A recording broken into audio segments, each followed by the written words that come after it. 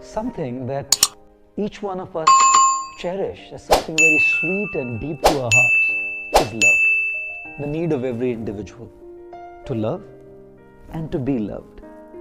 In fact, they say the only ship that never sinks is a genuine, meaningful relationship. It's quite amazing, though, how something that we hold so sacred, something that is of such high value to us, is often so neglected and so abused. In our relationships, one of the factors that can bring a distance and bitterness is giving corrective feedback. When we try to correct someone, there's a kind of bitterness in the heart of the person whom we are trying to correct. Sometimes the person even distances himself or herself from us. How do we actually give corrective feedback in a relationship? In order to correct someone or say something to someone which is not very pleasant, we should always try and get answers to these 4 questions. Question 1. We should ask ourselves, am I the right person to correct the other individual? And who is the right person?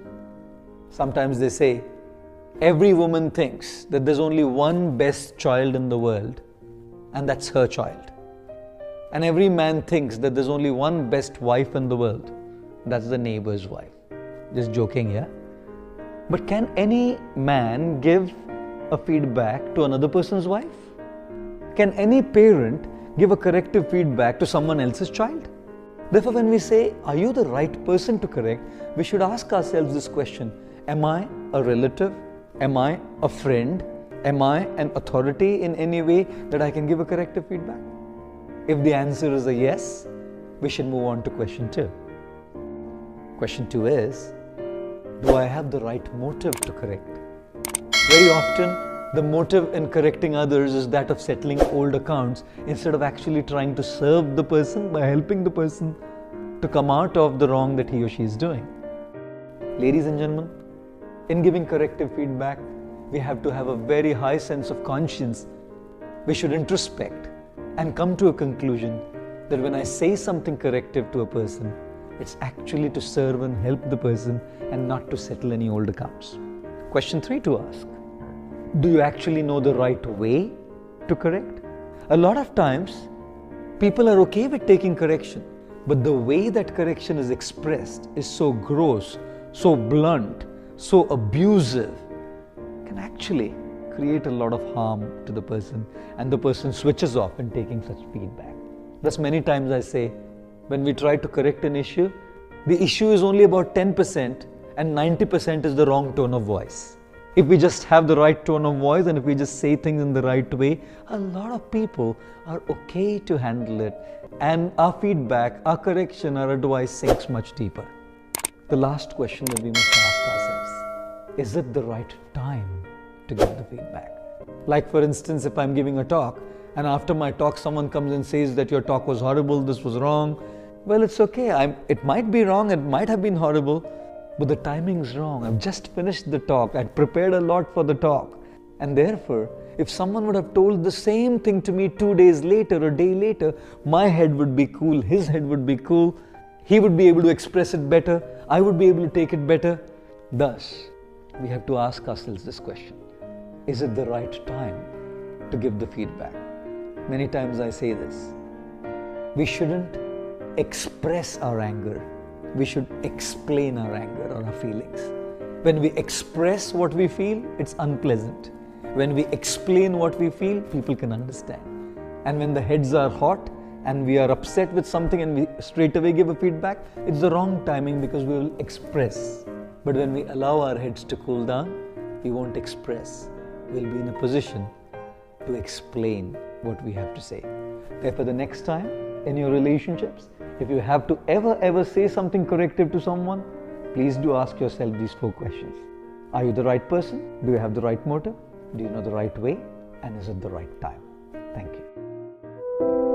The 3-lettered poisonous word which becomes such a challenge to cooperation and being we relationships is a big ego. And what a big ego! All relationships have problem because of ego. With spouses, with friends, with parents, with colleagues, all relationships issues, the we is threatened by this three-lettered word called ego. Religious people are free from ego. One religious man is thinking, I'm better than you. The other religious man is thinking, I'm better than you. What the hell is going on here in this world? Where every other field, if ego is shown, we understand that people are not yet purified, people are not yet learned those higher things. In the field of religion, if people become a victim of ego and have communal conflicts, God, how shallow.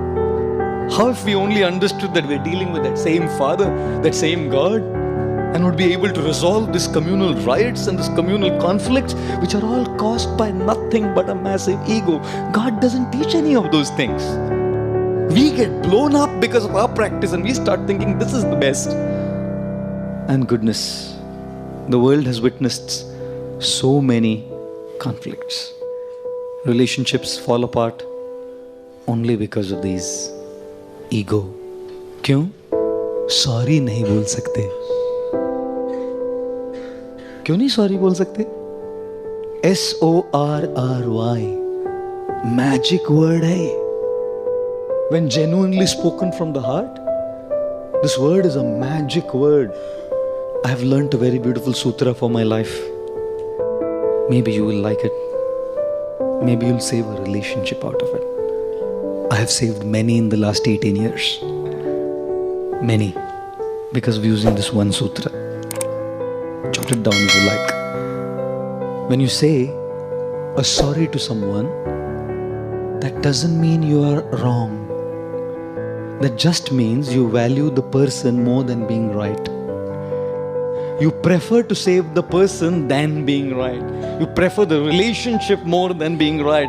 You are willing to keep the ego aside and transform that ego into humility.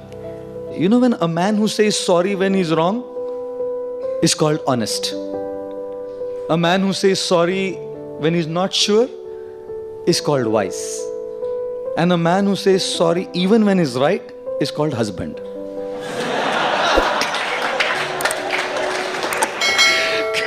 When we learn to be a servant in our attitude and serve others, transforming into humility, a lot of relationships are saved.